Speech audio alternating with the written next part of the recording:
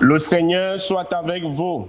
Et avec votre esprit. Bonne nouvelle de Jésus-Christ selon saint Matthieu. Matthieu au chapitre 22, les versets 34 à 40. En ce temps-là, les pharisiens, apprenant que Jésus avait fermé la bouche aux Sadducéens, se réunirent et l'un d'entre eux, un docteur de la loi, posa une question à Jésus pour le mettre à l'épreuve. Maître, dans la loi, quel est le grand commandement? Jésus lui répondit, tu aimeras le Seigneur ton Dieu de tout ton cœur, de toute ton âme et de tout ton esprit. Voilà le premier commandement, et le second lui est semblable. Tu aimeras ton prochain comme toi-même. De ces deux commandements dépend toute la loi ainsi que les prophètes. Acclamons la parole de Dieu. Bien-aimés de Dieu, chers frères et sœurs en Christ, loué soit Jésus-Christ. Loué soit le saint nom de Jésus-Christ. Bonjour à tout le monde. J'espère que la nuit a été. Ok. Ce matin, une fois de plus, Jésus sera mis à l'épreuve. Comme à l'accoutumée, ce n'est pas quelque chose de rare. Il est déjà habitué. Il a fermé la bouche aux Sadducéens. Les Sadducéens, c'est ceux qui ne croient pas à la résurrection. Pour eux, tout s'arrête sur terre. Et également, ce texte vient après le texte où Jésus a également fermé la bouche aux Juifs, aux pharisiens qui voulaient lui tendre un piège en lui posant la question de savoir à qui on doit payer l'impôt, à Dieu ou à César. Également, il avait donné une réponse sage. Mais il ne s'arrête pas là. Il vient donc lui poser cette question, un docteur de la loi vient poser la question à lui de savoir, il dit, maître, dans la loi, quel est le grand commandement? Et il faut comprendre cela parce que les Juifs identifiaient 613 commandements. 613 commandements qu'il y avait et qu'il fallait connaître, réciter et mettre en œuvre. Il y avait des commandements plus graves et les commandements moins graves.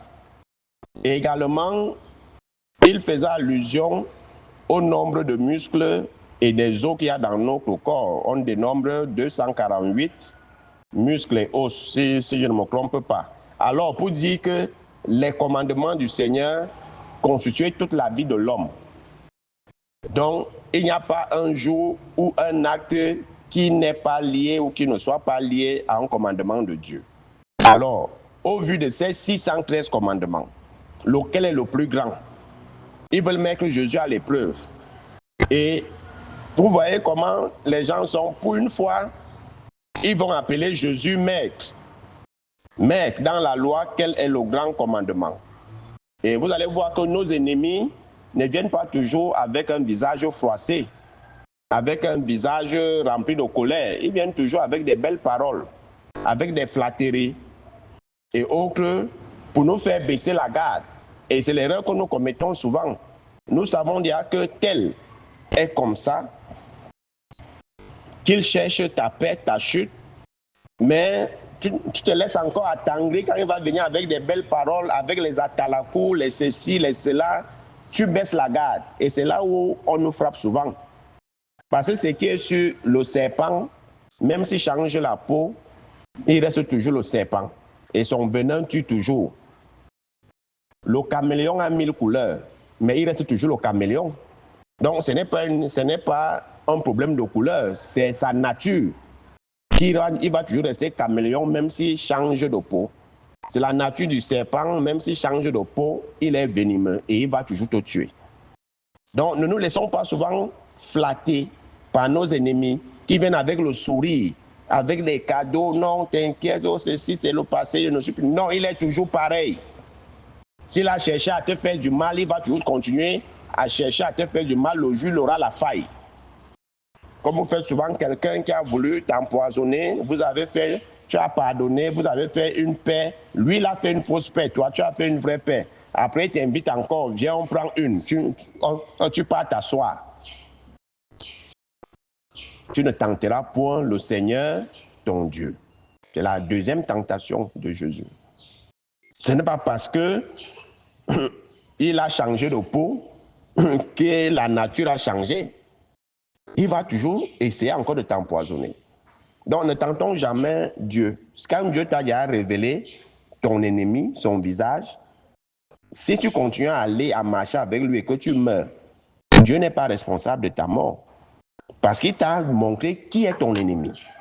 Mais toi, tu as voulu être Dieu plus que Dieu. Et pourtant, même Jésus a dit au diable, le diable lui dit, si tu es le Fils de Dieu, tombe de la falaise. Il est écrit dans le psaume 91 qu'il enverra ses anges pour te porter sur leurs mains de peur que ton pied ne heurte une pierre. Ce qui est écrit, non? Le diable utilisait quoi? La parole de Dieu. Mais Jésus va lui répondre, tu ne tenteras point le Seigneur ton Dieu. Jésus sait qu'il est Fils de Dieu. Il sait qu'il est Dieu, il n'a pas besoin de prouver à qui que ce soit. Alors, si toi tu veux être Dieu plus que Dieu, pourtant tu as déjà dit fais attention avec telle personne avec qui tu marches. Et toi tu continues toujours au nom du faux amour, aimez-vous les uns les autres. Parce qu'il faut bien comprendre ce commandement, on va chuter par là. Dieu ne nous envoie pas aller entrer dans la tanière des loups ou dans le cou du serpent venimeux, soit disant qu'il est avec nous. Ou alors tu as clos la foi. Il t'a déjà montré qu'ici, là, c'est le serpent. Si tu entres, il te mord. Il t'a déjà mordu une fois. Si tu vas encore aller jouer parce qu'il a changé de peau, il va encore te mordre. Alors, ils viennent là avec maître dans la loi, machin, truc, machin. Alors, Jésus va lui répondre, tu aimeras le Seigneur ton Dieu de tout ton cœur, de toute ton âme, de tout ton esprit. Voilà le plus grand commandement. Parce que Dieu nous a créés pour le connaître, pour l'aimer et pour le servir. C'est la première question de la catéchèse. Pourquoi Dieu t'a créé? Dieu m'a créé pour le connaître. Il faut d'abord connaître la personne.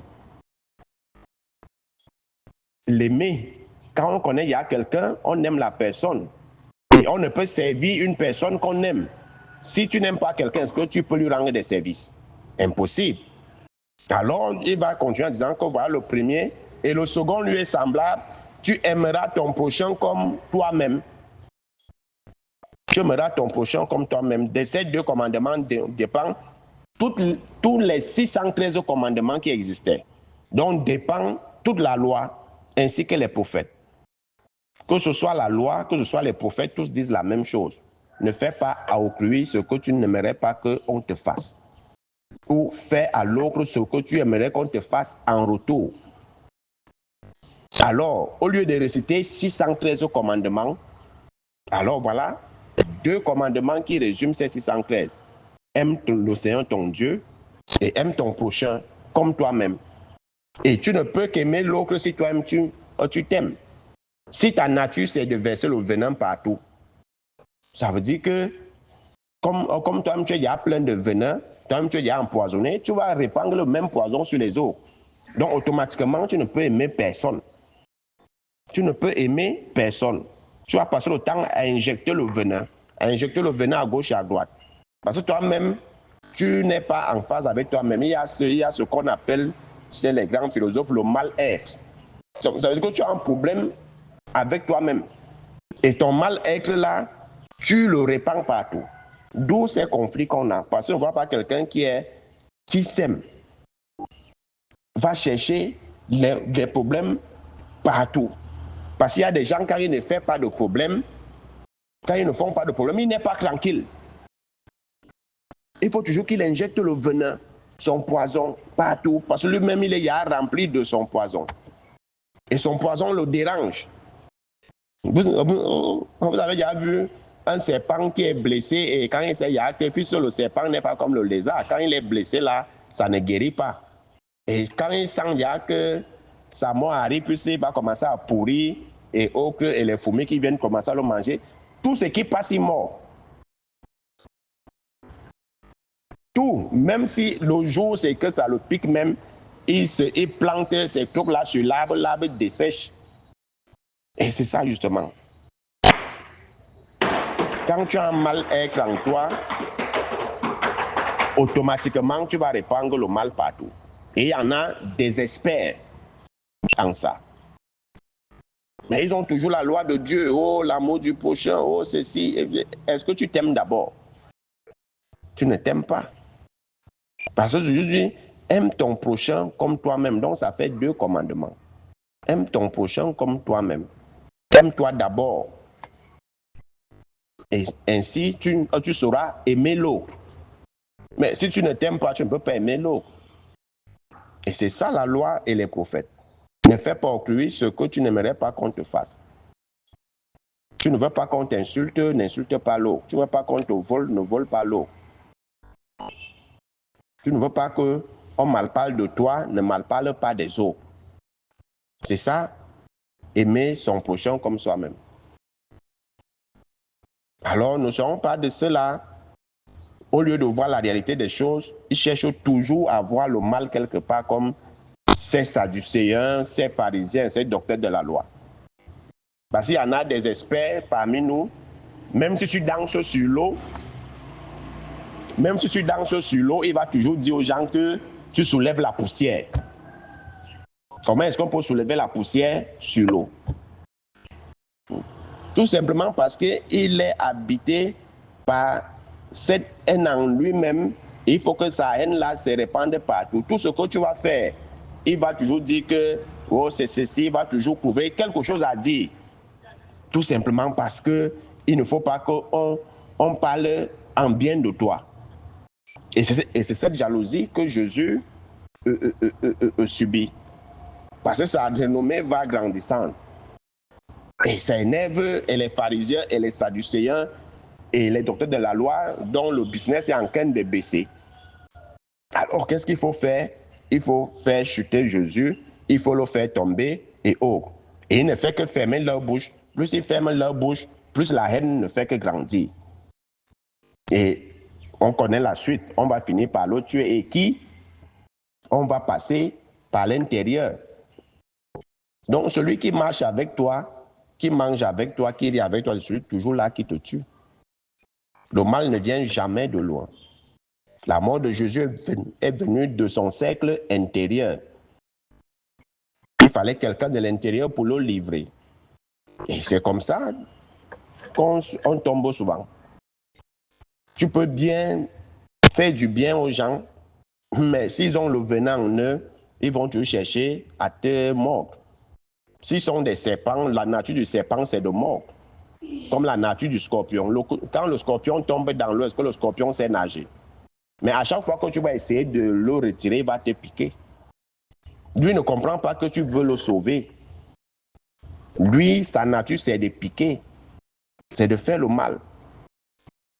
Mais le Seigneur ne nous demande pas d'arrêter de faire le bien parce qu'on nous fait du mal, mais d'être prudent.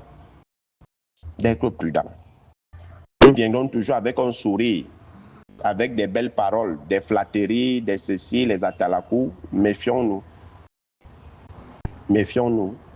Et nous prions pour cela, que la prophétie d'Ézéchiel, se réalise en ces personnes-là.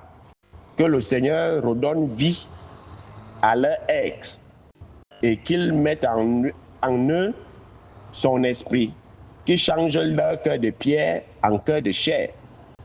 Parce que beaucoup ont besoin d'être revitalisés par le souffle de l'Esprit Saint. Et ce soit que cette prophétie d'Ézéchiel nous est servie. On peut être vivant, mais on est des morts vivants. Parce que nous n'avons plus la vie de Dieu en nous. On est des ossements desséchés. Mais on pense qu'on est des hommes, on pense qu'on vit. Alors, prions pour que la prophétie d'Ézéchiel se réalise dans nos vies. Afin que chacun soit renouvelé dans sa chair, dans son cœur, et qu'il soit rempli de l'Esprit de Dieu, qui va faire en sorte qu'on s'aime les uns les autres, qu'on puisse aimer l'autre comme on s'aime soi-même, et qu'on puisse aimer Dieu comme il se doit.